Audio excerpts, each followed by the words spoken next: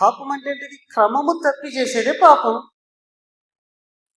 క్రమము కాని ప్రతిదీ పాపము. అది అలవాటు కావచ్చు, ఆచారం కావచ్చు, ఆలోచన కావచ్చు, చేసే పని కావచ్చు. అది మనసుతో జరిగే పాపం కావచ్చు, శరీరంతో జరిగే పాపం కావచ్చు, మాటతో జరిగే పాపం కావచ్చు, ఆలోచనలతో జరిగే పాపం కావచ్చు, ఆచారాలతో చేసే పాపం కావచ్చు, ఏదైనా కావచ్చు. అది నీ ఇష్టంగా నువ్వు చేసినా, ఇతరుల బలవంతంగా నువ్వు చేసినా, ఇతరులు బాధపడతారని నువ్వు చేసినా, నీకు నచ్చిందని నువ్వు చేసినా, ఏది చేసినా క్రమము కాని ప్రతిదీ పాపము. వీళ్ళు ఈ పాపాన్ని ఎలా చేస్తున్నారు? ప్రార్థన చేసుకుంటేనే చేస్తారు. మరి ప్రార్థన చేస్తే పాపం చేయొద్దు కదా? ప్రార్థన చేస్తూ కూడా పాపం చేస్తే అప్పుడు పాపానికి బలం ఉన్నట్ట, ప్రార్థనకు బలం ఉన్నట్ట?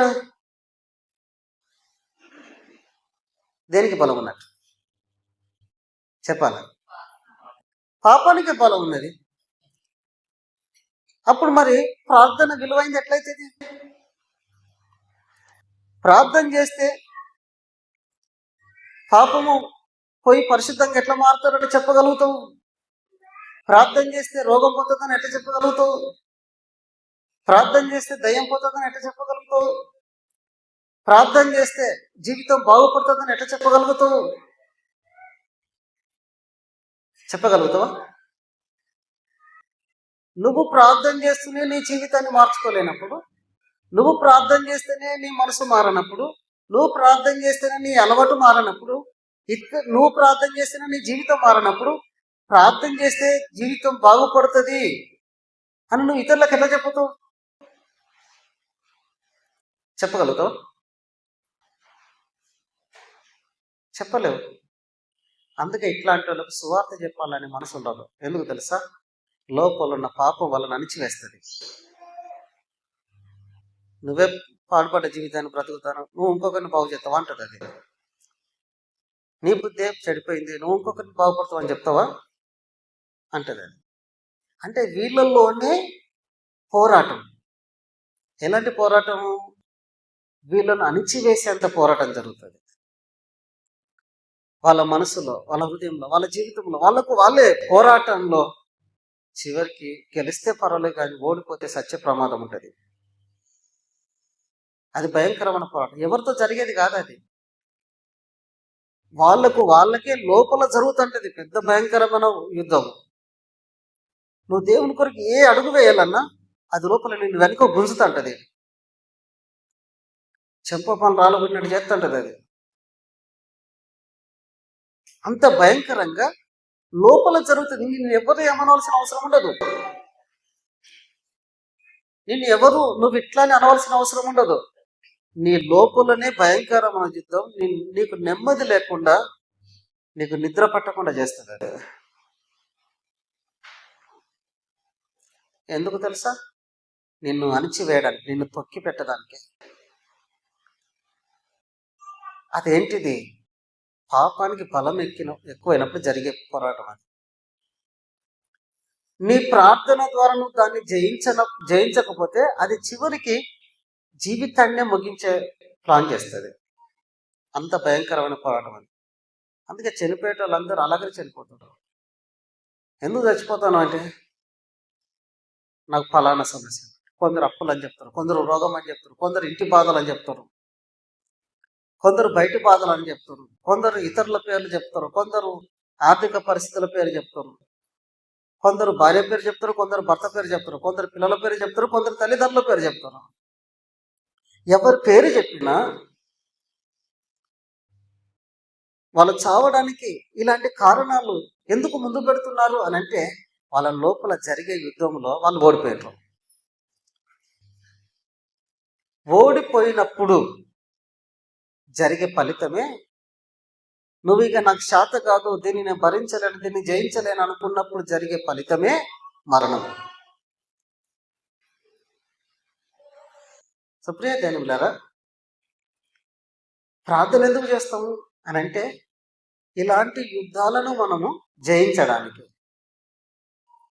యుద్ధం దేనికి జరుగుతుంది? ఒకటి పాపానికి, ఒకటి పరిశుద్ధతకు.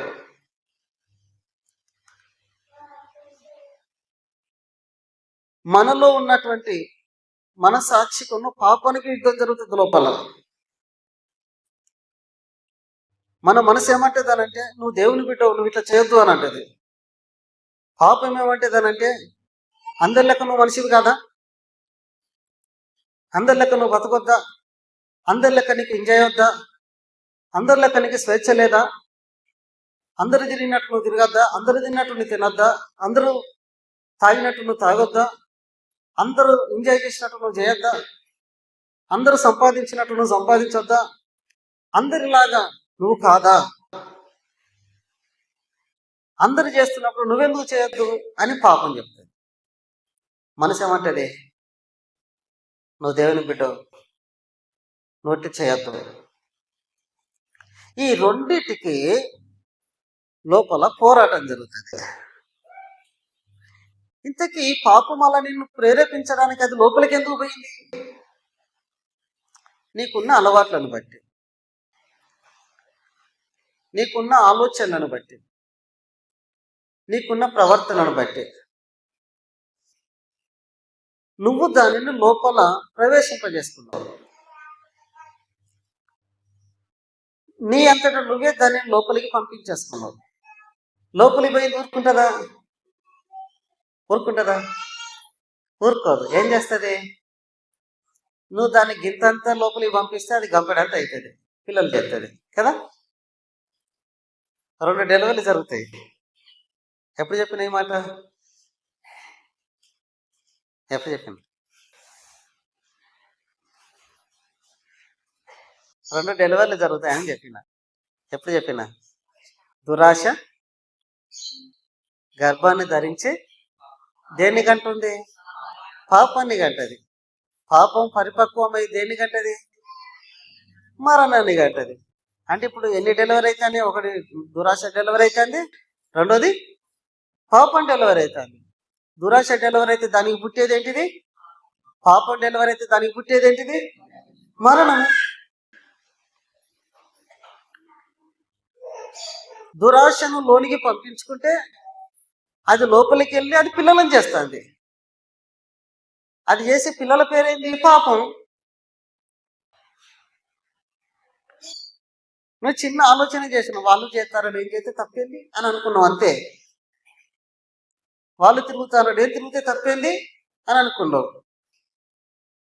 వాళ్ళు కూడా ఎంత ఎంజాయ్గా ఉంటారో, నేను ఇంత కష్టపడతాను, నేను కూడా వాళ్ళ లెక్క ఎంజాయ్ చేస్తే బాగుంది అని అనుకున్నావు, అంతే. నీలో ఏర్పడిన ఆ పాప సంబంధమైన ఆ ఆలోచన లోపలికి వెళ్ళి అది పిల్లలు చేస్తారు. అది పిల్లలు చేసినప్పుడు లోపల పుట్టిన ఏంటి? పాపము. అప్పుడు పాపం సంఖ్య పెరుగుతూ ఉంటే, పాపం బలం పెరుగుతూ ఉంటే అప్పుడు నీ మనసులో ఆత్మీయమైన బలం తగ్గుతుంది. ఆత్మీయమైన బలం తగ్గుతుంది, ఆత్మీయమైన మనసు తగ్గుతుంది, ఆత్మీయమైన ఆలోచనలు తగ్గుతాయి. అప్పుడు దేని బలం పెరుగుతుంది? లోపల పాపం బలమే పెరుగుతుంది. అప్పుడు ఆ పాపంతో పోరాడే ఆ పోరాటంలో పాపానికే బలం ఎక్కువ ఉన్నప్పుడు అది నేను తొక్కి నారదిస్తుంది.